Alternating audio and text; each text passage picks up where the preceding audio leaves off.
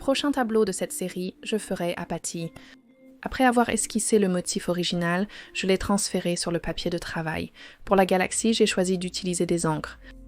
J'ai aimé la réaction à ma dernière peinture, alors j'ai décidé d'utiliser des encres au lieu de l'aquarelle, mon médium de confort. Les encres me font un peu peur car, contrairement à l'aquarelle, une fois appliquées, c'est définitif. Je voulais me mettre au défi et utiliser des outils que j'ai, mais que j'utilise rarement par peur de les gâcher. Si je gâchais, je voulais contourner le problème et le résoudre, ce qui est arrivé quelques fois pendant cette peinture. Je vais vous montrer ce que j'ai fait avec un mélange de couleurs. J'ai utilisé des roses. J'ai utilisé des roses, des violets, pas mal d'oranges, des bleus et même des verts. Et ce que j'ai fait, c'est que j'ai utilisé une technique humide sur humide. Donc, j'ai rendu la zone sur laquelle je voulais mettre l'encre assez humide, puis j'ai laissé l'encre travailler seule. Parfois, je la déplaçais un peu, mais j'essayais de suivre là où l'encre allait naturellement, puis de l'intégrer à d'autres couleurs et de les faire progressivement se mélanger. Malheureusement, une fois que j'ai mis toutes ces couleurs, je voulais utiliser une encre Parka qui, j'ai trouvé, saigne vraiment très mal, ce qui était vraiment frustrant car cela signifiait que je devais repasser sur le contour de la peinture plus tard pour essayer d'épaissir la ligne afin que l'on ne puisse pas voir que les bords avaient saigné et que ce n'était pas une très bonne encre. Donc à la fin, j'ai décidé de passer de l'utilisation des pinceaux en martre, que vous pouvez charger assez lourdement, à un synthétique qui était un peu plus léger, puis de travailler progressivement cette couleur sur le papier. De cette façon, cela signifiait que je n'avais pas la couleur qui saignait partout et que je travaillais simplement sur des zones plus petites et avec beaucoup moins d'eau chargée dans le pinceau. Une chose à laquelle j'ai fait très attention était de ne pas rendre trop sombre autour de la tête de ce personnage en particulier, simplement parce que je voulais donner l'impression qu'il y avait une lumière derrière lui, mais qui ne se reflétait pas sur le personnage.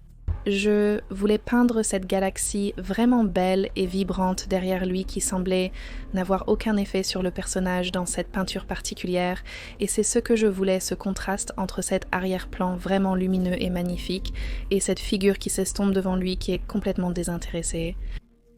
Maintenant, cette partie était très intéressante de la peinture. Vous voyez ces deux petits points que j'ai encerclés. J'ai découvert que cette encre n'est vraiment pas bonne si le papier est mouillé ou même légèrement humide et les deux petits points ont commencé à saigner et ne s'estompèrent pas bien. J'ai décidé de les cacher en peignant une énorme galaxie par-dessus, ce qui a très bien fonctionné. En attendant que le papier sèche, j'ai progressivement ajouté toutes ces petites étoiles. Ma partie préférée de toute la peinture était de découvrir que les pastels à la casserole fonctionnent vraiment magnifiquement sur l'encre. J'ai utilisé deux couleurs, un blanc qui avait tendance à laver les couleurs en dessous.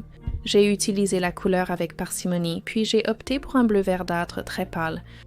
Et ensuite, je l'ai utilisé par-dessus le blanc et cela l'a vraiment fait ressortir. Et ce que j'aimais, c'est qu'ensuite, je pouvais passer une encre blanche qui avait tendance à faire ressortir la couleur des encres en dessous, mais si j'avais le pastel à la casserole sur les encres du bas, ou du papier, puis j'ai appliqué l'encre blanche par-dessus. Elle n'absorbait pas les couleurs de l'encre car elle avait les pastels à la casserole comme barrière, ce qui a résolu beaucoup de problèmes que j'avais avec l'encre. Et cela a tout simplement rendu le tout beaucoup plus visible. Après cela, j'ai commencé à faire le contour et j'ai utilisé le plus petit stylo que j'ai et j'ai obtenu ce stylo principalement parce qu'il ne saigne pas et après avoir eu une expérience vraiment horrible avec la peinture précédente sur laquelle j'avais travaillé où je l'avais peinte. Et puis j'ai utilisé un stylo qui a juste saigné partout. J'ai ruiné le dessin précédent, alors j'ai pris ce stylo fin pour faire tous les petits détails, puis un stylo plus épais pour l'extérieur, qui est également très bon et ne saigne pas. Cela me faisait gagner du temps. Je pouvais faire le travail détaillé sur les cheveux et les mains avec un stylo fin, puis utiliser le stylo épais pour l'extérieur. Après cela, je devais colorier le personnage réel et je voulais que tout soit fait au crayon, sans couleur du tout, et je voulais prendre mon crayon de graphite et je devais l'aiguiser et le rendre beaucoup plus fin. Normalement, j'utilise un couteau pour aiguiser mes crayons simplement parce que je trouve qu'avec certains crayons, la mine a tendance à se fissurer si vous utilisez un taille-crayon et un couteau me donne un peu plus de contrôle sur la forme que je veux, c'est donc ce que je fais normalement. Et surtout avec un crayon de graphite, je garde normalement les copeaux parce que c'est vraiment utile pour plus tard et je vais vous montrer dans une minute à quoi je les ai économisés. Donc j'ai juste commencé à appliquer cette couleur et puis à la fondre avec de vieux pinceaux de maquillage. J'ai déjà fait une vidéo entière sur tous les différents outils que j'utilise pour mélanger. Donc si vous voulez, je mettrai le lien dans la description où vous pouvez le chercher sur ma chaîne et j'ai juste continué à ajouter toutes les ombres. Au début, je me suis juste concentrée sur les zones évidentes comme autour de la bouche.